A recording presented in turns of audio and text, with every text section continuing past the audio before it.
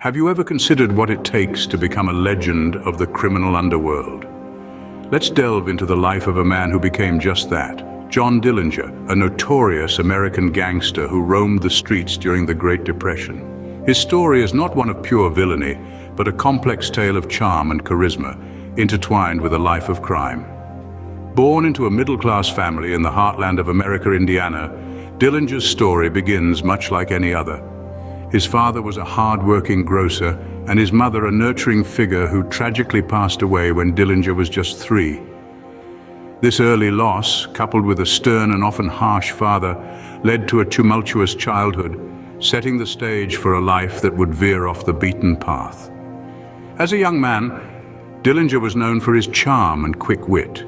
His charisma was infectious, drawing people towards him, a trait that would later serve him well in his criminal endeavors. Yet, despite these appealing qualities, Dillinger found himself drawn to a life of crime. His first transgression, a botched mugging, landed him in prison at the tender age of 21. But prison was not a deterrent for Dillinger. Instead, it became a school of crime where he honed his skills, learning from seasoned criminals. Upon his release, Dillinger embarked on a series of bank robberies, catapulting him from small-time crook to one of America's most wanted. Interestingly, Dillinger's charm and charisma did not wane with his criminal activities. In fact, during a time of widespread poverty and disillusionment, many viewed his audacious bank heists as a form of rebellion against the system. This perception, coupled with his undeniable charm, elevated Dillinger to the status of a folk hero, a Robin Hood of sorts, despite his criminal activities. Indeed, Dillinger's formative years laid the groundwork for the infamous figure he was destined to become. The stage was set for a life of crime and a legacy that would echo through the annals of American history.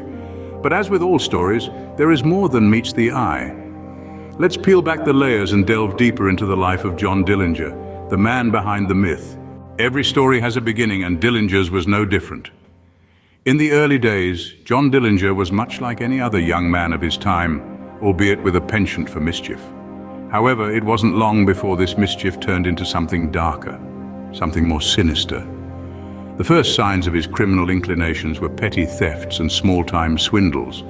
But his first significant brush with the law came when he was arrested for a botched mugging. This arrest led to his first stint in prison, a place that would prove to be more of a school than a punishment for Dillinger.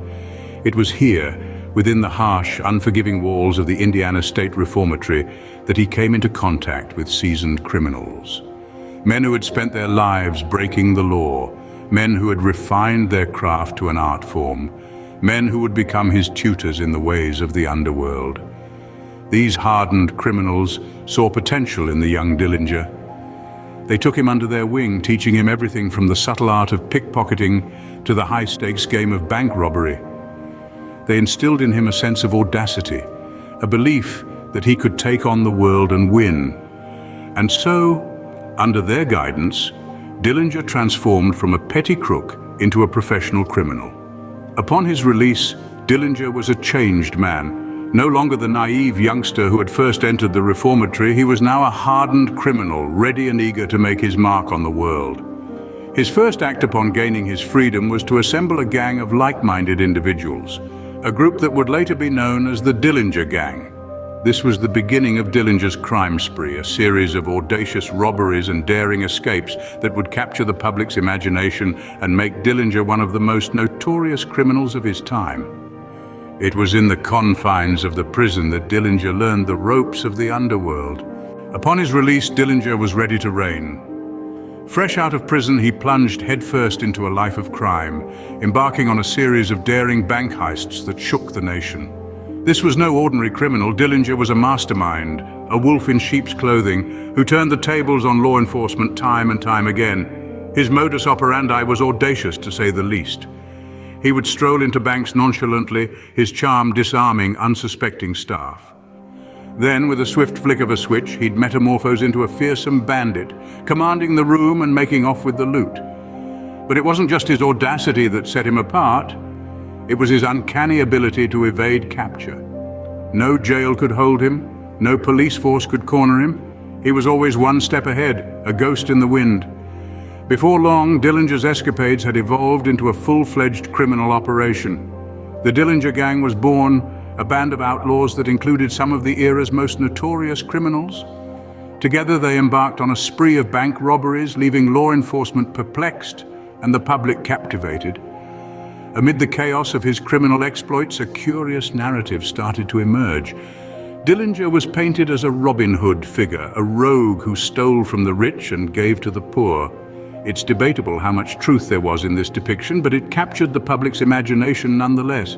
Here was a man who dared to defy the system, a man who turned the tables on the powers that be. He was seen as a symbol of rebellion, a beacon of hope in a time of despair.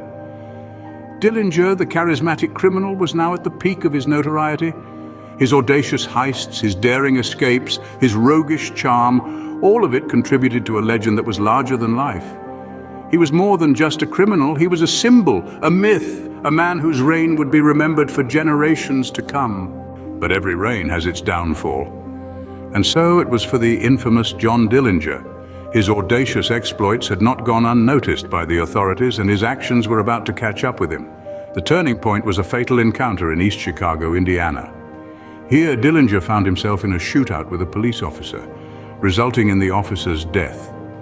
This incident marked the beginning of the end for Dillinger. The public, once fascinated by his audacious exploits, began to turn against him. His crime spree had crossed a line, and the law was closing in. The Federal Bureau of Investigation, under the leadership of the relentless J. Edgar Hoover, took the lead in the manhunt for Dillinger. Hoover declared Dillinger public enemy number one, a title that signaled the intensity of the FBI's pursuit. And then there was the infamous Lady in Red. It was Anna Sage, a brothel madam, who betrayed Dillinger to the FBI. Eager to avoid deportation, Sage struck a deal with the FBI. She would lead them to Dillinger in exchange for their help with her immigration issues. On the night of July 22, 1934, Sage lured Dillinger to the Biograph Theater in Chicago, signaling his presence to the FBI agents with her red dress. Dillinger's end was as dramatic as his life had been. As he left the theater, FBI agents confronted him. Dillinger attempted to draw his weapon, but before he could fire, the agents shot him down. He was pronounced dead at the scene, yet even in death, controversy surrounded Dillinger. There were those who refused to believe that the man killed outside the Biograph Theater was Dillinger, with conspiracy theories abounding to this day. And just like that, the reign of John Dillinger came to a dramatic end. His life was a whirlwind of audacious crimes, daring escapes, and dramatic showdowns. But in the end, the law caught up with him, marking the end of an era of high-profile bank robbers and gangsters. But what is the legacy of John Dillinger? John Dillinger, the notorious bank robber and public enemy number one of the early 20th century, left an indelible mark on the world. His audacious crimes and brazen escapes from the law changed the face of crime and law enforcement in America. Dillinger's exploits were so notorious that they inspired a wave of reform in policing, leading to the formation of more coordinated and sophisticated law enforcement agencies. His actions were a catalyst, a wake-up call that forced the authorities to step up their game. Dillinger's legacy also extends into the realm of popular culture.